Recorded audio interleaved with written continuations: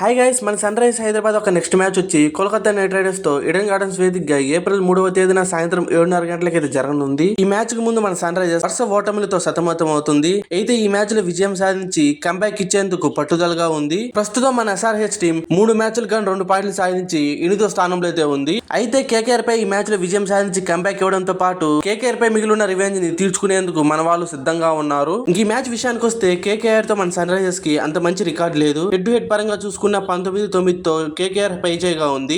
ఈ మ్యాచ్ లో మన బౌలర్స్ గనక ఫస్ట్ పవర్ ప్లే లో రన్స్ ని కట్టడి చేస్తూ వీలైన వికెట్స్ తీయగలిగితే KKR బ్యాటర్స్ పై ప్రెజర్ పెట్టే అవకాశం ఉంటుంది. అలాగే ప్రెజెంట్ ఫామ్ లో ఉన్న డికాక్, రహానే మరియు రఘువంశీని వీలైన త్వరగా అవుట్ చేయగలిగితే KKR ని తక్కువ స్కోర్ కి కట్టడి చేయొచ్చు.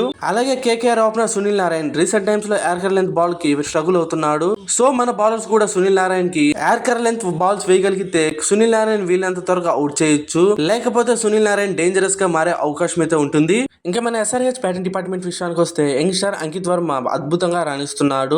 అయితే మన top order batsmen over aggression గా ఆడుతూ త్వరగా వికెట్స్ కోల్పోతున్నారు. దీని కారణంగా మిడిల్ ఆర్డర్ పై ప్రెజర్ పెడుతుంది. అలాగే ఫస్ట్ మ్యాచ్ లో సెంచరీతో రాణించిన ఇషాన్ కిషన్ ఆ తర్వాత 2 మ్యాచ్ల్లో ఫెయిల్ అయ్యాడు.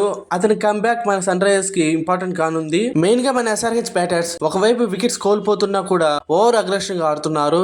సో దీని కారణంగానే SRH అనుకున్న టోటల్ ని చేరుకోలేకపోతున్నారు. సో ఇంక నుంచైనా మన బ్యాటర్స్ టీమ్ సిచ్యువేషన్ బట్టి మన బ్యాటర్స్ పర్ఫార్మెన్స్ చేస్తే బెటర్ అయ్యే అవకాశం ఉంటుంది. ఈడెన్ గార్డెన్స్ లో స్పిన్ కాస్త మద్దతు ఉంటుంది కాబట్టి లాస్ట్ మ్యాచ్ లో 3 వికెట్స్ తో రాయించిన జీహాన్ ఈ మ్యాచ్ లో కొనసాగే అవకాశం ఉంటుంది. అలాగే మన SRH batters KKR mystery spinner అయిన వరుణ్ చక్రవర్తి పై ఒక మంచి స్ట్రాటజీతో అయితే బరిలో దిగాల్సి ఉంటుంది. ఇంక ఈ కీలకమైన మ్యాచ్ కి మన SRH టీమ్ లో చేంజెస్ విషయానికి వస్తే లాస్ట్ 3 మ్యాచ్ల్లో ఫెయిల్ అయిన అభినవ్ మనోహర్ స్థానంలో సచిన్ బేబీకి అవకాశం కల్పించవచ్చు. అలాగే ఇంపాక్ట్ ప్లేయర్ గా ముల్డర్ స్థానంలో అడెన్ జాంపాని తీసుకునే అవకాశం ఉంది.